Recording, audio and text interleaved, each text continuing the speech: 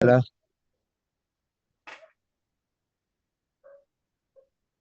¿Bien o Buen día, mal el bueno. mundial?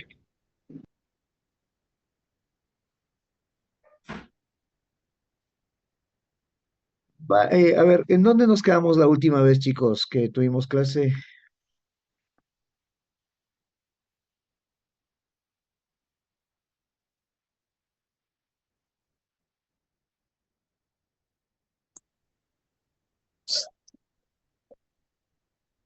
Buenos días, profesor. Nos quedamos en la imputación del objetivo, porque usted iba Bueno, viajando de regreso a Guayaquil. perdón, perdón. Nos quedamos en imputación del objetivo, porque usted iba regresando a Guayaquil.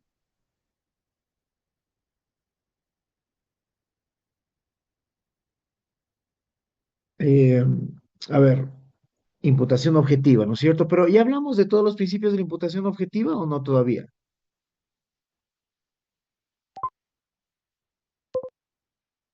Bueno, a ver, vamos a hablar de los principios de la imputación objetiva hoy. Eh, eh, bueno, a ver, vamos, empecemos. Miren, eh, yo les comentaba que anteriormente, por ejemplo, cuando hablamos de los albores del derecho penal de carácter un poco más sistematizado y científico, les estoy hablando de los últimos años del siglo XIX, inicios del siglo XX y de ahí en adelante, ¿no? Hubieron varios tratadistas, entre ellos Frank von Liszt, Ernest von Belling, que básicamente son los padres de una teoría conocida como la teoría causalista. Y en esta teoría causalista era evidente de que lo más importante para entender cómo se imputaba un delito era la causalidad, ¿no es cierto? Este nexo entre la causa y el efecto, ¿no es cierto? Y en algo tenían razón. El grave problema aquí era que ellos señalaban que todo aporte causal, todo aporte causal dentro de este proceso en entender entre la causa y el efecto, eh, venía entrelazado. Y si venía entrelazado, todas las personas podían ser imputables siempre y cuando exista un aporte causal. Como esto es difícil de comprender, les voy a graficar un ejemplo, ¿sí? Antes, por ejemplo, era un delito era un delito eh, el adulterio, ¿sí? El adulterio era un delito. ¿Sabían eso o no sabían? ¿No? Bueno, No, pues les cuento. El, el, el adulterio era un equipo, era un delito. Y este delito, y evidentemente tenía una carga en virtud de la moral que en ese tiempo era entendida como parte, y este entrelazamiento, esta unificación entre el derecho canónico y el derecho normal, ¿no? El derecho secular. Pero cuando una persona cometía un adulterio, tan culpable era entre el hombre y la mujer que cometían el adulterio como el que alquiló el hotel, como el que fabricó la cama, donde consumaron esta relación sexual ilegítima, ¿no? Y todo esto. Otro ejemplo que les puedo poner es que si, por ejemplo, alguien atropellaba a una persona, tan culpable era el que atropellaba como el que fabricó el vehículo, como el que le dio el dinero al que atropellaba para que se compre el vehículo. Es decir, era un cúmulo de aportes causales, ¿sí? Y si alguien asesinaba a una persona, tan culpable era el que fabricó el arma, como los padres del asesino por haberle tenido al asesino. O sea, así de absurdo era la cuestión, ¿no? Y entonces realizaban una imputación en virtud de de todos esos aportes causales. Si nos vamos un poquito más a ejemplos de manual, ¿no? Yo les comentaba este ejemplo habitual de el que atropella a una persona y luego viene la ambulancia, se lleva al herido, la ambulancia sufre un choque con una persona que viene a exceso de velocidad y posteriormente esa persona que viene perdón, y luego va a otra ambulancia, le recoge, le llega al hospital y la persona muere en un incendio provocado en el hospital. Y la pregunta es, en los tiempos de von Lis y Belling, ¿cómo se resolvía esto? Bueno, la cuestión es que el resultado muerte de la persona era provocado por por la primera persona que atropelló, por la persona que chocó a la ambulancia y porque él provocó y por la persona que provocó el incendio. ¿Sí? Me van entendiendo? ¿Ya? Porque se decía que todos esos son aportes causales que culminan en el resultado, ¿ok? Que terminan en el resultado. Les veo algunas personas con cámaras apagadas, por favor, yo les pido que las enciendan. Entiendo que hay personas que tienen que salir de la clase. Mayley, dígame. Abogado, disculpe que lo que pasa es que el día de ayer me pusieron un suero y es un poquito fuerte, entonces el goteo va muy lento y no contaba con que todavía haya pues, entonces estoy acostada en estos momentos, por eso tengo la cámara apagada. No, esté pendiente de que yo no les haga alguna pregunta, ojo con eso, ¿no? Porque es importante que ustedes estén atentos.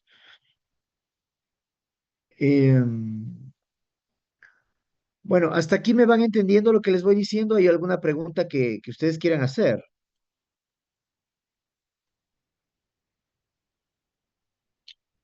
No, correcto. ¿Qué cursos son ustedes, chicos? 3-1, profesor. 3-1, profesor. ¿Cuál? 3-1. 3-1, ¿no? Matriz. Correcto. Bien. Entonces, era un absurdo que, por ejemplo, yo habiendo sido la primera persona que atropellé, pero únicamente causé lesiones, termine pagando una pena por la muerte de esta persona cuando yo no provoqué el último acto que en realidad causó la muerte de este, ¿no? Era un absurdo completo. Y de ahí vinieron algunas teorías que trataban de explicar el tema este de la relación causal y la imputación. Y hoy en día, el entender la relación causal es importante. Es evidente que existe una relación causal entre la conducta y el resultado. Debe haber un nexo causal. Si yo le disparo a Melina Pozo en la cabeza, es evidente que la relación causal entre mi conducta y lo que causa la muerte es el disparo, ¿no? Es la deflagración del arma y la bala que entra en un órgano vital de la persona. Esto es indiscutible. Pero lo que pasa es que no todos los casos son iguales y en todos los casos se pueden dar cuestiones que van aportando a la imputación, pero van aportando de una manera distinta y se entiende que si eso es así, a mí me tienen que otorgar responsabilidad por mis conductas. Esto ya lo venía diciendo eh, eh, Beta hace algunos años atrás y todo esto, ¿no? Y varios filósofos de donde se desprende la teoría de la imputación objetiva para hoy en día, ¿no? Sobre todo con los aportes de Larens y Oning, que ellos ya entienden desde el punto de vista del derecho civil qué es lo que es la imputación objetiva, ¿no? Porque la imputación objetiva no nace necesariamente del derecho penal, nace de los aportes en el derecho civil, ¿ya? Hoy en día entendemos que la imputación objetiva son un cúmulo de principios, ¿no? No solo uno, no es no solo una doctrina, son varias doctrinas que tratan de dar explicación a varias cuestiones que podrían presentarse en la vida real. Ahora, miren, si el tema es entender este caso del que atropella a una persona y la lesiona, y después esta persona es llevada por la ambulancia, y después la ambulancia choca con una persona que venía a exceso de velocidad, y la persona termina más herida todavía, y luego le llevan al hospital, y en el hospital se produce un incendio. Lo que debemos de entender es que a la persona que causó las lesiones deberían imputarle las lesiones, ¿no? Al que condujo en estado de ebriedad y chocó con la ambulancia, las lesiones de la persona que venía lesionada, o sea, las lesiones adicionales, y también las lesiones al chofer de la ambulancia. Y la muerte debería ser imputada a quien causó el incendio. Eso es como se debe manejar la imputación a los resultados que causa una persona por cada conducta. ¿Sí? ¿Me van entendiendo? ¿Ya? Y para explicar esto, la doctrina ha generado varios principios, ¿no? Varios de ellos por Roxin, que Roxin es el padre básicamente de este primer principio que vamos a analizar, es de la creación o aumento de riesgo. Y de ahí vienen otros aportes de Jacobs, que también los vamos a mencionar en este momento, ¿ok? Bien, hasta aquí. ¿Alguna pregunta?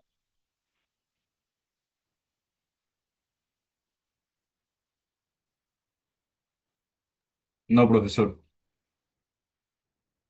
Bien. Profe, es lo que pasó aquí por el estadio de Once Deportivo de aquí de La Libertad. Pasaba la ambulancia con una mujer embarazada y vino un Zika y se le fue encima. No, el Zika no escuchó la sirena La ambulancia. en la ambulancia. O sea, el culpable era el Zika, porque se le fue encima de la ambulancia. Terrible. Claro, puede ser. Ahí habríamos que ver, ¿no? Algunas cosas que son importantes. Em, em, vamos a empezar con el primer principio.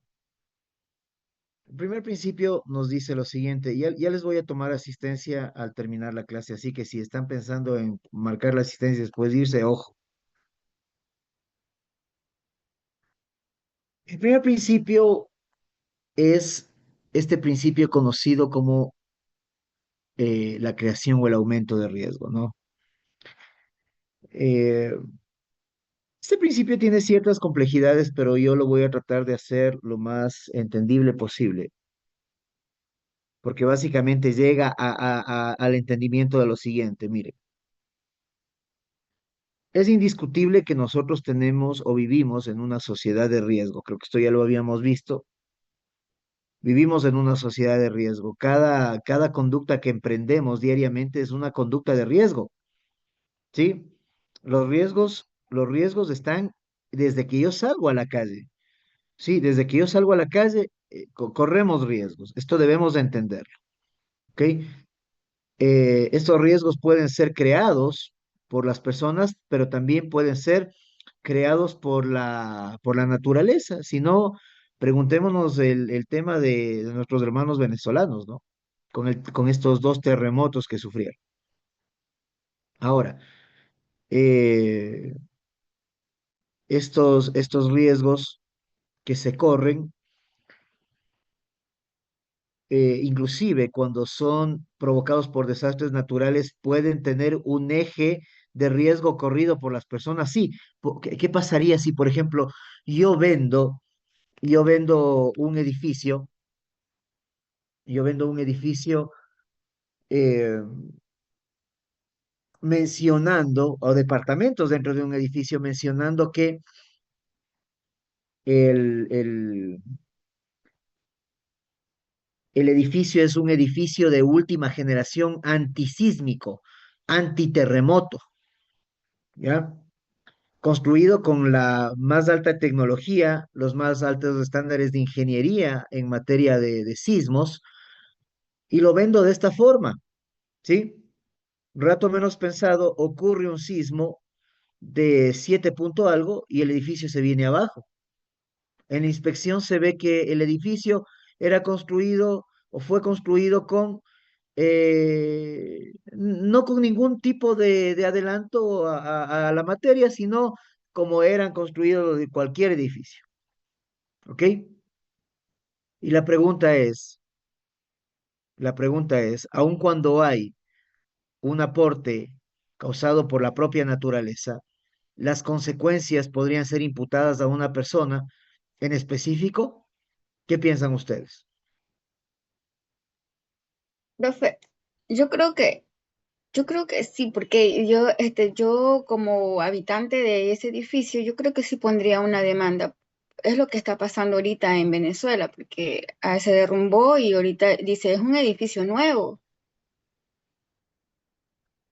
Claro, claro que sí. Bueno, chicos, que estoy malísimo de la garganta, no sé qué pasó. Ayer me fui a jugar fútbol eh, en la noche y recibí el alegrón, ¿no? De que la Portugal del mejor jugador del mundo, CR7, clasificó. Entonces me fui a jugar fútbol motivado por el ídolo de todos, ¿no? Espero que así sea. Bien. eh, entonces, vamos al punto. Como es una sociedad de riesgo, estos riesgos se corren en virtud del avance de la sociedad. Es indiscutible también que debemos correr riesgos si queremos que la sociedad avance. Si queremos estancarnos, no vamos a correr riesgos, ¿no? Los grandes edificios se construyen porque hay personas que deciden subirse a trabajar en las alturas, ¿ok? Las grandes distancias se acortan en virtud de que hay una persona que en algún momento dijo, bueno, habrá un aparato que surge el cielo y que te permita llegar al destino mucho más rápido que lo harían de otra forma, ¿sí? Los grandes océanos se han cruzado en virtud de que hay una persona que en algún momento dijo, oye, ¿será que podemos construir embarcaciones más grandes que puedan cruzar el Atlántico, el Índico, el Pacífico, etcétera, ¿no? ¿Sí me van entendiendo? Entonces, los riesgos son tomados por la sociedad en virtud del avance, ¿ok? En virtud del avance. Pero estos riesgos, con el pasar del tiempo, pasan a ser riesgos, eh, riesgos que se consideran permitidos. ¿Cuándo este riesgo se considera permitido? Cuando la normativa ha fijado un tope del riesgo o una forma de enfrentarnos al riesgo, ¿sí? Cuando la normativa ha fijado un tope del riesgo o ha creado la forma de enfrentarnos a ese riesgo, ¿sí? Por ejemplo, el límite de velocidad. Esto es una forma de generar un tope en el riesgo, ¿sí? Porque cuando yo conduzco, existe un límite de velocidad, ¿ok?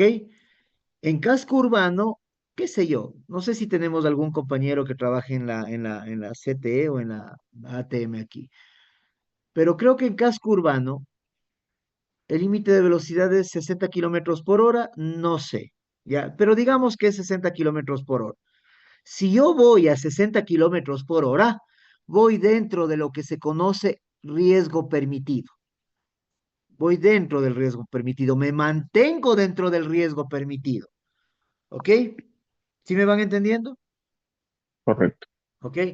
Entonces, es la ley quien te fija ese techo, ¿ok? Si yo voy de Santa Elena a Guayaquil, no, si voy de Santa Elena a Guayaquil, el riesgo permitido son los 100 kilómetros por hora. Si permanezco dentro de los 100 kilómetros por hora, estoy observando este riesgo permitido, ¿ya? Ahora, el punto va así.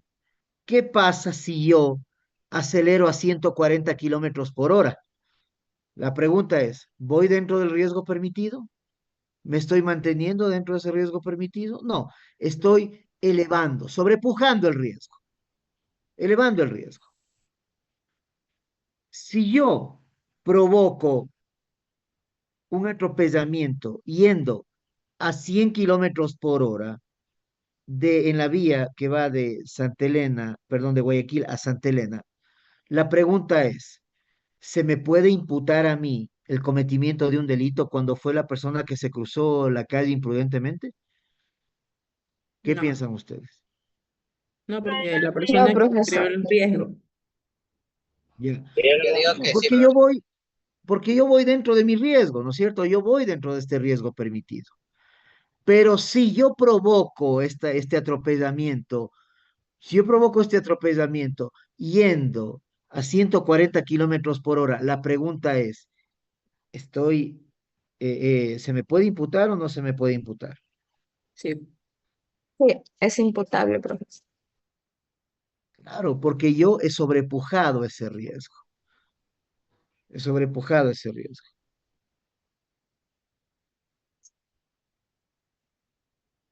¿ya? He sobrepujado ese riesgo. Em, entonces debemos entender lo siguiente,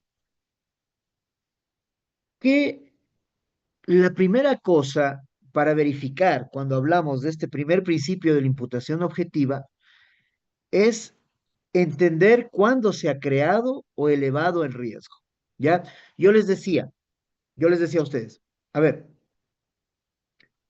eh, ¿cómo hacemos para permanecer dentro del riesgo?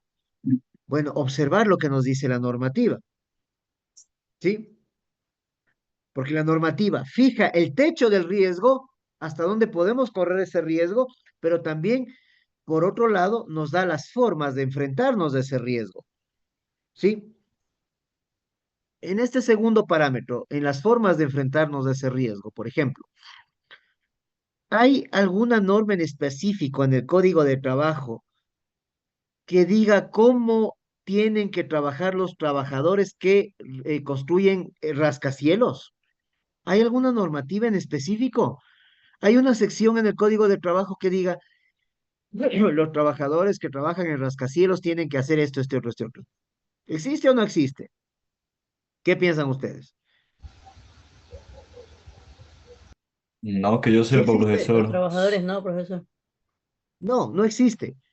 No existe. Lo que sí existe es una norma que te dice, oye, cada empresa debe tener un reglamento de seguridad de seguridad industrial y salud ocupacional. Y este reglamento tiene que ser aprobado por el Ministerio del Trabajo. Y en este reglamento se tiene que fijar todos los lineamientos que realiza la empresa acorde al objeto social.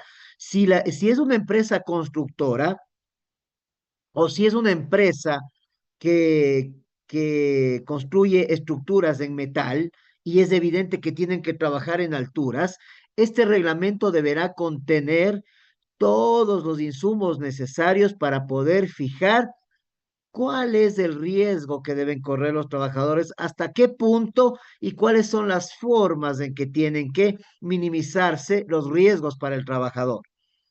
Y entonces tienen que decir, a ver, los trabajadores que trabajan en alturas tienen que tener, primero, botas adecuadas, segundo, guantes, tercero, arneses, cuarto, fajas, quinto, cascos, séptimo, herramientas necesarias, séptimo, chalecos acoplados chalecos acoplados qué sé yo, a, a poder, en medio de estos chalecos, asegurar herramientas para poder estar tranquilos de ahí arriba, ¿no? Cosas así.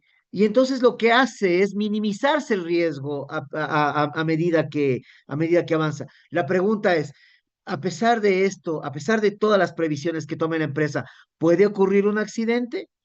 ¿Qué piensan ustedes? Claro, puede ocurrir un accidente. Puede ser que a pesar de todo lo que hizo la empresa para minimizar el riesgo, la estructura se caiga, ocurra un terremoto en ese momento y la estructura empiece tal, tal, tal, tal, tal, tal, tal, y el trabajador caiga, cosas así, ¿ok?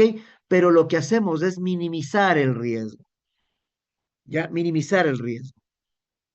Hasta ahí, ¿comprendido? ¿Sí? ¿Entendido? Sí, Ok. profesor. Entonces, el aporte de Roxin en este tema, él dice, a ver, lo que debemos verificar en la imputación objetiva en cuanto al riesgo, a la creación o aumento de riesgo, es lo siguiente. Primero, primero debemos verificar que se ha creado o aumentado un riesgo. ¿Ah? La primera verificación, que se ha creado o se ha aumentado el riesgo. Si yo salgo en mi vehículo a conducir como loco a 100 kilómetros por hora dentro del casco urbano y atropello a una persona, he elevado el riesgo. El riesgo permitido era 60 kilómetros por hora. Si le atropello a una persona a 100 kilómetros por hora, he aumentado el riesgo. Y la segunda pregunta es, ¿el resultado es causa del riesgo elevado?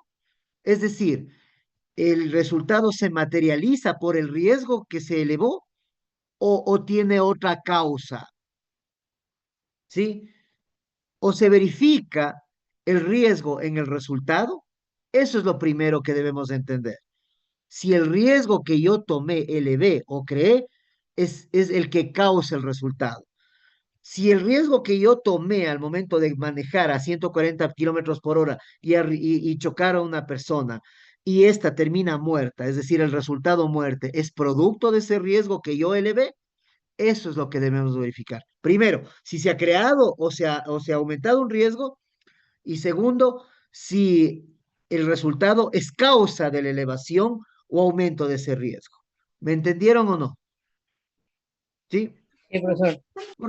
Porque ¿qué pasa si yo voy a 100 kilómetros por hora, es decir, elevando el riesgo, atropello a una persona, pero esta persona resultó de cuero duro, ¿no? Le atropello, pero la persona termina herida, heridas de consideración, pero está viva todavía. Y entonces cuando llega al hospital,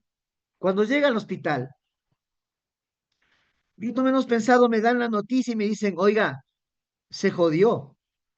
Y yo, ¿por qué me jodí? ¿Qué pasó? Pero si la persona estaba viva todavía, terminó con muerte cerebral. ¿Y por qué terminó con muerte cerebral? Lo que pasa es que en el momento de la intervención se les fue la mano en el tema de la anestesia. Y le causaron la muerte cerebral. Es decir, esta persona está básicamente muerta. Y la pregunta es, ¿yo soy culpable de esa muerte?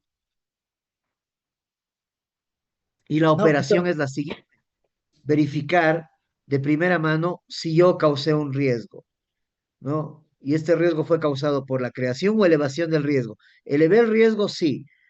¿Causé un resultado? Sí. ¿Qué resultado causé yo? ¿La muerte? ¿El riesgo que yo aumenté se verificó en el resultado muerte? ¿Sí o No, no? No, profesor. no. No, No. vendrían a ser lesiones. Muy bien, perfecto. Son las lesiones, pero jamás el resultado muerte. ¿El resultado muerte se provoca por otro riesgo? Sí, Claro, Claro, ¿cuál es Sí. ese riesgo? la El- el de negligencia haberse médica. El exceso de sobrepasado. que anestesia. se sobrepasó. Claro, Negligencia La médica. mala porque, práctica. La Mala mala práctica claro, práctica médica. médica.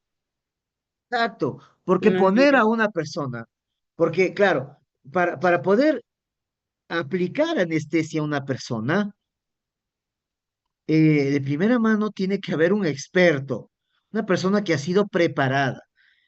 Pero si le mandan al enfermero, si le mandan a cualquier otra persona para que aplique, esta persona que está capacitada y es entrenada para poner la debida dosis de anestesia, se descuida en un momento por estar chateando con la enamorada y se le va la mano, ese es el riesgo creado por él, no por el que atropelló.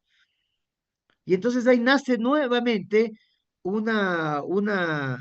esta verificación en cuanto a la conducta del anestesiólogo, ¿no? A ver, eh, eh, la actividad de aplicar anestesia, ¿es una actividad de riesgo? Sí. ¿Hay un riesgo permitido? Claro, porque tienes que tener un experto que aplique anestesia hasta cierto punto. Y se supone que él está capacitado para hacerlo hasta cierto punto. Pero como el tipo se descuidó y se le pasó la mano, Lo que debemos verificar es si el resultado muerte es provocado por el riesgo elevado por esta persona o creado por esta persona. Más bien creado que elevado. Sí, creado ¿por qué? Porque él al momento de descuidarse crea un riesgo no permitido, ¿no? Crea un riesgo no permitido. ¿Sí? ¿Me han entendido? Sí, Correcto. profesor. Sí, profesor. ¿Sí? ¿Hay alguna pregunta, algún cuestionamiento? ¿No? Entonces, en cada caso penal, analizamos imputación objetiva. ¿Sí? La imputación objetiva es susceptible de analizarse en ciertos casos, en los casos penales. Claro, hay críticos al tema de la imputación objetiva que señalan que la imputación objetiva tiene como impronta al delito imprudente. Sí, al delito imprudente, no, pero en los delitos dolosos bien puede aplicarse la imputación objetiva. ¿Sí? Bien. Eh, ¿Alguna Profesor, una consulta. pregunta? Profesor, Sí, claro. Dale. este, cuando hay una práctica médica, eh, los doctores antes de hacer un coma inducido, ¿sí? Piden la autorización a un familiar. Y ese coma inducido provoca una muerte, porque de pronto también así mismo se pasó la mano con el tema de la anestesia o algo parecido. ¿Esa firma autorizada tiene vinculación de la muerte o no? A ver, usted dice, hay una persona que le tienen que inducir al coma y hay un responsable de firmar el hecho de que se le pueda inducir al coma. Correcto, sí. eh, y por último, la persona termina falleciendo. Sí, Eso es lo que usted me dice. sí, por favor. ¿Sí? A ver, no, lo que pasa es que aquí debemos de entender algo. Miren, a mí me pasó lo siguiente. Eh, eh, eh, eh, Cuando mi segunda hijita iba a nacer, mi esposa en ese momento trabajaba en un colegio y en este colegio a ella eh, unas personas, malas personas, le mandaron porque estaba embarazada, le dicen, mira, ya no te encargues de dar clases, te vamos a poner un reemplazo y te vamos a pasar a la biblioteca para que puedas estar más tranquila. Hasta ahí todo bien, pero después le dicen, para fustigarle y para que ella renuncie, le dicen, oye, tú tienes que limpiar los polvos de la biblioteca.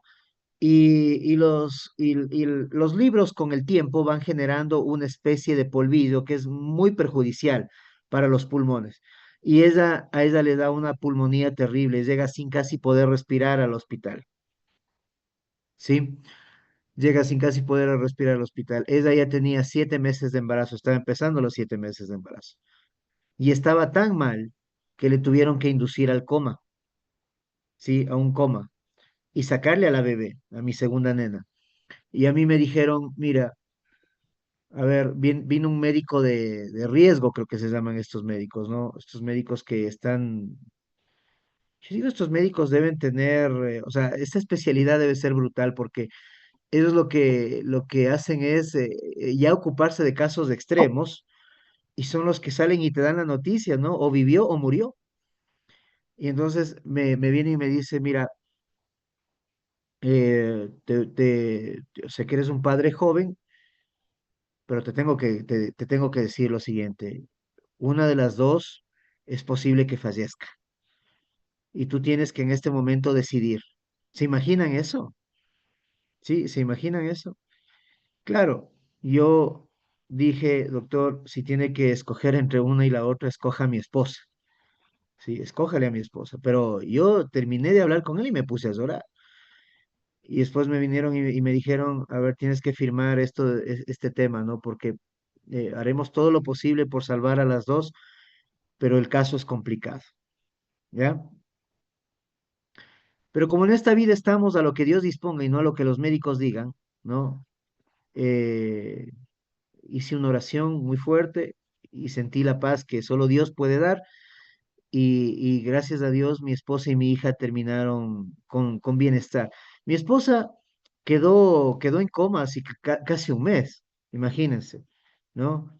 Y había veces, y había momentos en que tirábamos la toalla, parecía que no iba a recuperarse, pero un buen día me llama y me dice, ella me llama, ¿no? Despierta del coma y me llama ella misma, imagínense la alegría. Y bueno, todo salió bien. Pero eso sucede. Y a menos que podamos verificar que existió una mala praxis, eh, no creo que existe responsabilidad, porque los médicos te están diciendo a ti la verdad, te están diciendo la verdad. En la experticia que ellos tienen, te están diciendo, mira, ella va a vivir o va a morir, ¿sí? Pero es lo que es, así de simple. ¿Me entendieron? ¿Sí? Bien. Vamos a hacer una pausa, ¿les parece? 10 minutitos para yo poder aclararme la garganta con una agüita, aunque sea. ¿Ya? Eh,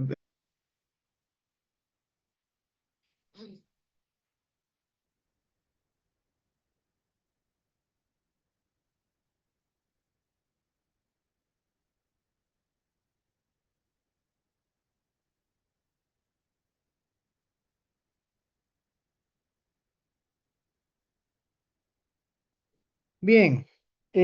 A ver, el segundo, espero que haya quedado bien claro el primer principio de la imputación objetiva, ¿no? El segundo principio se lo conoce como el principio de confianza, ¿sí? Y para esto nosotros debemos de entender lo siguiente, que es parte de la vida y parte del derecho. Miren, ustedes saben más que nadie que el derecho tiene un fin en la sociedad y es el de poder permitir una convivencia lo más adecuada posible. Sí, digo lo más adecuada posible porque el derecho no puede suplir todas los conflictos que se presentan en la sociedad. Sí.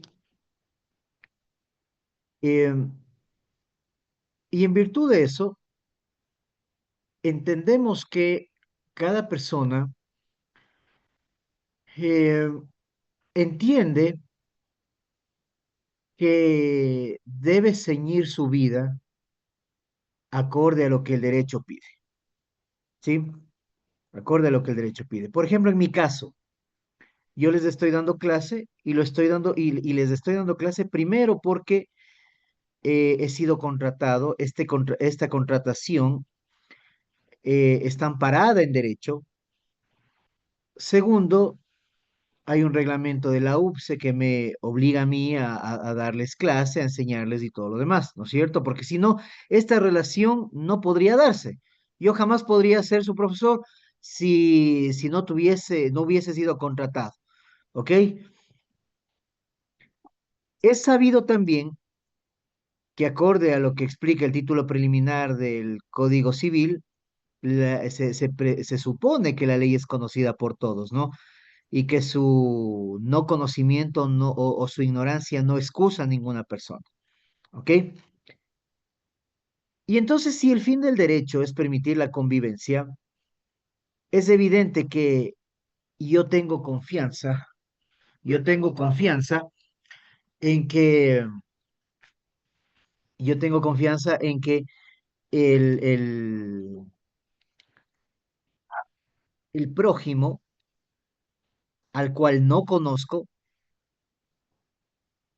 entiende eso, entiende que debe ceñir su vida o regir su vida acorde a derecho, ¿ok? Porque si no, la convivencia sería imposible. Ustedes tienen contactos anónimos todo el tiempo a ustedes se les presentan contactos anónimos. Todo el tiempo hay personas que eh, están encontrándose con ustedes, ¿no? Todo el tiempo hay personas que se topan con ustedes y ustedes ni les conocen. Y ustedes tienen confianza en que estas personas no les darán daño, ¿sí? ¿Y por qué tenemos esa confianza que no nos darán daño o que no violentarán nuestros bienes jurídicos? Porque entendemos que ellos rigen su vida acorde a lo que el derecho pide. ¿Sí me están entendiendo? En eso se basa este principio de confianza. Ahora, este principio de confianza o esta confianza se basa en algo muy importante, en el rol que ocupamos en la sociedad. ¿Sí? Por eso el principio de confianza está muy ligado a la teoría de los roles, porque ustedes saben que todos tenemos un rol en específico y este rol es cambiante, ¿no? Es cambiante. A medida que avanza nuestro día, tenemos una serie de roles y en medio de estos roles eh, hay ciertas deberes, derechos y obligaciones que debemos cumplir. Por ejemplo, em, por ejemplo, yo en este momento como su profesor tengo el rol de profesor. Ustedes tienen el rol de alumnos, ¿sí? Ustedes tienen el rol de alumnos. Terminaremos la clase y yo ya no tendré ese rol de profesor. Sí, yo ya no lo tendré. Como estoy en mi casa, despierte, Zuli. Como estoy en mi casa, tendré el rol de padre, porque estoy aquí con mis hijas, ¿sí? A las 12 del mediodía tengo una audiencia penal. Ocuparé otro rol, ¿sí? El de abogado defensor. Terminaré esa audiencia, tengo que ir a visitar la Corte Nacional acá en la ciudad de Quito. Tendré otro rol. Si salgo en mi vehículo, tendré el rol de conductor. Cuando llegue allá, tendré nuevamente el rol de abogado, etcétera. ¿Sí, sí me explico? ¿Sí me van entendiendo?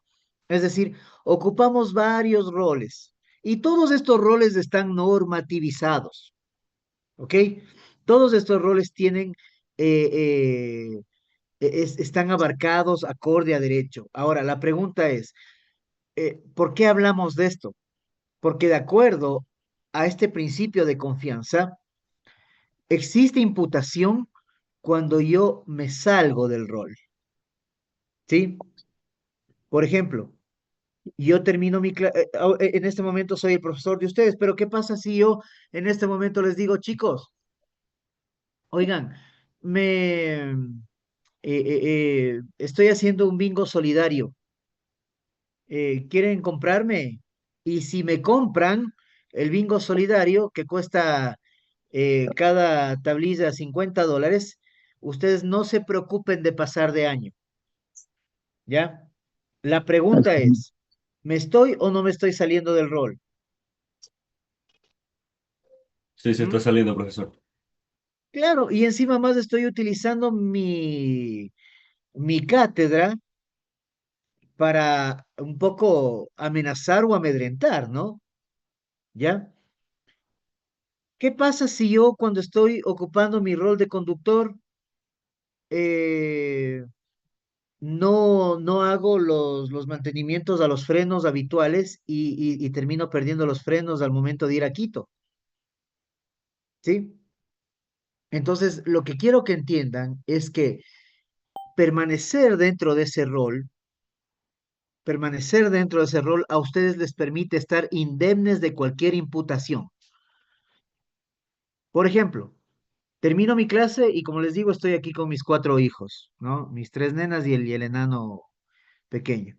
Y mi pregunta es, ¿qué pasa si termina mi clase y yo les pego a mis hijos de una manera salvaje? La pregunta es, dentro de mi rol como padre, ¿tengo que corregir a mis hijos? ¿Sí o no?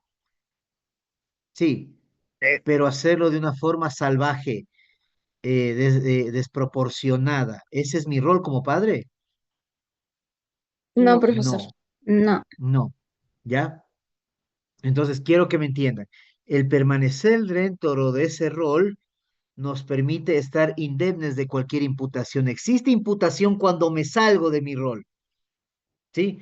Ahí existe imputación cuando yo me salgo de mi rol, ¿ya? Yo no puedo ir a parar gente en la calle, vehículos, creyéndome agente de tránsito. ni aún así tenga el uniforme de un agente de tránsito, puedo hacerlo porque no tengo la autoridad, no tengo el rol, no puedo ocupar ese puesto. ¿Sí? Esto se ve mucho en los delitos, en los delitos en contra de la administración pública, cuando existen personas que ocupan un rol distinto al que tienen que ocupar porque extralimitan sus obligaciones, sus deberes. ¿Ok? ¿Me han entendido? ¿Sí? Sí. El otro día salió un video en esta plataforma X en donde se ve que una persona viene a exceso de velocidad en una moto, toma la curva mal y se estrella contra un muro, sale volando él y sale volando la mujer con la que venía. Y sale la gente y los dos estaban tirados en el suelo y sale la gente y les cogía de los brazos, levantándoles y el cuello de estas personas se movía de un lado al otro, estaban blanditos porque estaban soñados, ¿no? Y se movían de un lado al otro y todo lo demás. Este señor se logra recuperar, se para, a los 2 minutos se tambalea y se cae y se golpea la cabeza. Una persona sale corriendo a levantarle, le carga como muñeco y se le cae y se vuelve a golpear la cabeza. La cuestión es que las dos personas murieron. Las dos personas murieron, ¿ya? Y la pregunta es, ¿existe alguna responsabilidad de las personas que les auxiliaban? ¿Qué piensan Sí, sí, ustedes? profesor. Sí, porque no Sí, ¿Por debía qué? haberlos movido. sí, sí, porque no debió haber movido. ¿Y por qué no debían haberlos movido? Primeros auxilios, no ¿Ya? mover a accidental. ¿Pero por qué no podían haberlos movido? Porque no están Ellos capacitados para hacerlo, profesor. Muy bien, porque no es Podrían su estar en una rol. clase. Exacto. No es su rol, ellos no están capacitados, ellos se salieron de su rol. Su rol era llamar a la ambulancia, de pronto asegurar para que los carros no les pasen por encima. Esa era la forma de ayudar, pero de ahí manipularles no era su rol, no les compete, no les conviene. La pregunta es, ¿cómo se salieron de ese rol, puede existir alguna imputación? Sí, profesor. Sí. Claro que sí, claro que sí. ¿Me entendieron? Facilito, ¿verdad? sí, Sí. sí, pues, Muy bien, perfecto. El tercer principio de la imputación objetiva es este principio de imputación a la víctima, ¿ya? Imputación a la víctima. Ahora, este principio se fundamenta en este tema o este principio también conocido como el principio de autorresponsabilidad. Principio de autorresponsabilidad, ¿sí? ¿Qué nos dice el principio de autorresponsabilidad? Denme un segundito.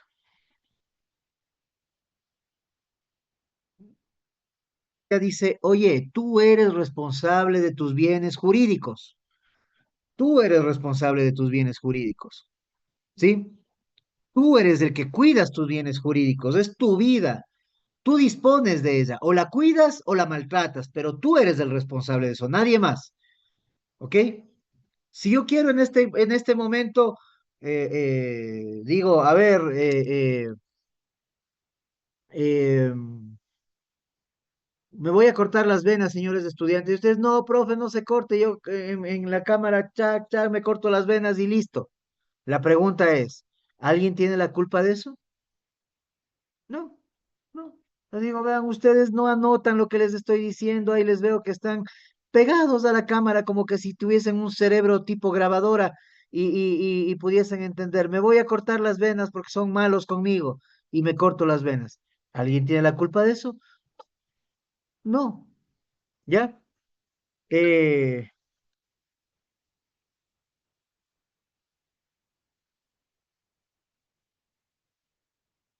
no, y hablé con el juez, es a las 12 del mediodía. Me conecté temprano y justo estaban en una audiencia y el juez me dijo, no, es al mediodía, así que tranquilo.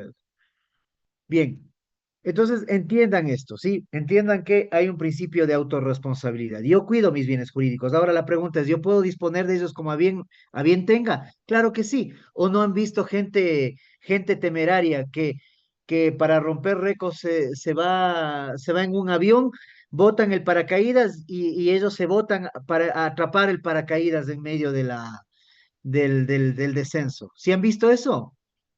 ¿Ah?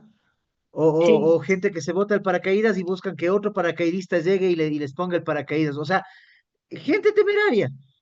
Gente temeraria que se lanza en el puente, amarrado una soga, y etcétera, etcétera, etcétera, porque yo soy el dueño de mis bienes jurídicos, ¿ok? Yo soy el bien. Yo decido si afuera de la UPSE me cruzo el paso peatonal elevado, es decir, el puente, o como Yamingo en carretera, me cruzo por la calle, ¿no? ¿Sí? Yo soy el que controla eso. Yo soy el que decido. Si, por ejemplo, estoy en la UCE y le veo que Omar Paladines está borracho y le digo, oiga, Omar, ¿me puedes llevar a mi casa? No, profe, estoy tomado, iba a dejar el carro aquí, iba a tomar taxi. Ya, Omar, sí puede usted, pilas. No, profe, no, Omar, verá, se está jugando su semestre. Ah, no, no, profe, entonces, y me subo en él, a pesar de que sé que está borracho, ¿no? Yo dispongo de mis bienes jurídicos. Entonces, este principio de imputación a la víctima señala que es la víctima la responsable de sus bienes jurídicos y es la responsable cuando pone en juego estos bienes jurídicos, ¿sí? Si me decido cruzar la calle a pesar de que hay un paso peatonal o un semáforo, soy yo el que dispone de eso.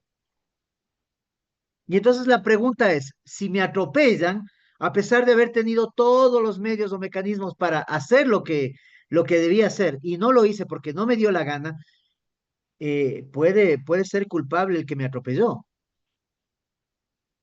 No, no. Entonces hay un principio de imputación a la víctima. La víctima es la que se puso en peligro. ¿Me entendieron, sí o no? ¿Sí? Bien. Y el último principio, y con este quedamos, es este principio de eh, prohibición de regreso, ¿sí? Principio de prohibición de regreso. ¿Qué es la prohibición de regreso? Les voy a explicar un caso y después les voy a explicar qué es la prohibición de regreso. Verán, este caso se ha desarrollado, este principio es desarrollado por Jacobs, así como la imputación a la víctima, y posiblemente el principio de confianza, pero ¿qué es lo que nos dice? A ver, ¿cuál es el caso? Un buen día en Perú, que es un caso real por si acaso, ¿no? Caso de manual. Un buen día en Perú, un taxista eh, recoge dos pasajeros. Estos pasajeros le dicen, oiga, señor, ¿nos puedes llevar a, a, a un lugar? Y ellos le dicen sí. Y él le dice sí. Llegan a ese lugar, le hacen parquearse y empiezan a subir al taxi televisores, microondas, etcétera, etcétera, ¿no? Bueno, el taxista ya se suben ellos al taxi y les dice, llévenos a otro lugar. Iban a ese lugar cuando en medio de esto la policía les para. ¿Qué ha sido? Que estos han estado robando y un vecino vio y llamó a la policía, ¿no? La policía les para y a lo que la policía les para, los dos ladrones salen corriendo y le dejan al taxista con todo el botín ahí. Y el taxista se enfrenta a un proceso penal en donde se supone que él era el coautor de este delito, ¿no? La pregunta es, ¿qué responsabilidad tiene el taxista si él estaba cumpliendo con su actividad inocua y estereotipada? Ninguna. Si alguien me viene y me dice a mí, oiga, Doc, yo tengo una ferretería y me viene y me dice, oiga, ¿me puede vender estos martillos grandes y pesados con los que se rompe el cemento? Ah, le digo, sí, un combo. Sí, sí, sí, un combo. Porque quiero aplastarle la cabeza a un enemigo mío. Bueno. Tome, llévese, le cuesta, qué sé yo, $40. Gracias, Doc, papá. Y efectivamente va y le aplasta la cabeza al enemigo. La pregunta es, ¿qué tipo de responsabilidad tengo yo por haberle vendido el con? ¿Soy yo acaso responsable de decirle, oye, pero en serio vas a matar a alguien con esto? No soy el responsable. ¿Soy yo acaso soy yo acaso responsable de creerle que va a hacer eso? No, no tengo ninguna responsabilidad de creerle. Puede ser que lo haga, puede ser que no, ¿ok? Eso ya no me compete a mí. ¿Me entendieron? Entonces, ¿qué es la prohibición de regreso? Es que no puedes regresar la imputación a una persona que realiza una actividad inocua y estereotipada. Inocua es que no causa daño y estereotipada es que normalmente conocemos que esa actividad es común, ¿sí? Si yo veo un vehículo, un automóvil amarillo que viene a lo lejos a 100 metros y yo necesito movilizarme, le voy a extender la mano porque creo que es un taxi, ¿no? Rato menos pensado, pasa por el lado mío, ha sido un Lamborghini color amarillo y el dueño del Lamborghini me pasa dando yuca, ¿no? Enojado porque le estoy haciendo parar, evidentemente, pues es un Lamborghini. Pero lo que pasa es que yo creo que es un taxi porque está pintado de amarillo, porque estereotipamos ciertas actividades, ¿ok? Entonces, si en medio del cumplimiento de una actividad inocua y estereotipada existe un resultado lesivo, no le pueden trasladar la responsabilidad, no puede haber una regresión, ¿no? No puede regresarse la imputación a la persona que realiza esta actividad. Esto es bastante común en el tema este del transporte de droga, ¿no? Yo tuve un caso en donde un señor era conductor de un tráiler y este tráiler, él era de una empresa externa a la hacienda bananera. Y entonces a él le contrataban, llevaba el container, dejaba el camión ahí dentro y él salía y esperaba. Cuando le decían, ya venga nomás, él entraba, manejaba, un buen día se fue al puerto, dejó el container, se fue para su casa, en su casa entra la policía, le allanan y le llevan, ¿no? ¿Y de qué le acusaban? De ser coautor del delito de tráfico de drogas. Yo le pregunto, ¿qué pasó? Dice, oiga, si yo estaba en mi casa, me llamaron para contratarme, fui, dejé, yo salí en la hacienda, le dejé, salí, y claro, mi defensa fue encaminada por el tema de la prohibición de regreso, ¿no? ¿Acaso mi cliente es perro policía para olfatear droga? ¿Acaso el rol de él es cargar las cajas o revisar algo de ahí? No, él conduce el vehículo y punto, ¿sí? ¿Me han entendido? Sí, profesor. Yo puedo entender entonces que también va de la mano con el principio de confianza, ¿no? Porque él confió en que solo tenía que llevar el container. Totalmente, totalmente, totalmente. Esto les iba a decir que el principio de prohibición de regreso está muy ligado al tema de la teoría de los roles, ¿no? Y evidentemente al principio de confianza, ¿sí? Bien, mis queridos chicos, vamos a dejarlo hasta ahí.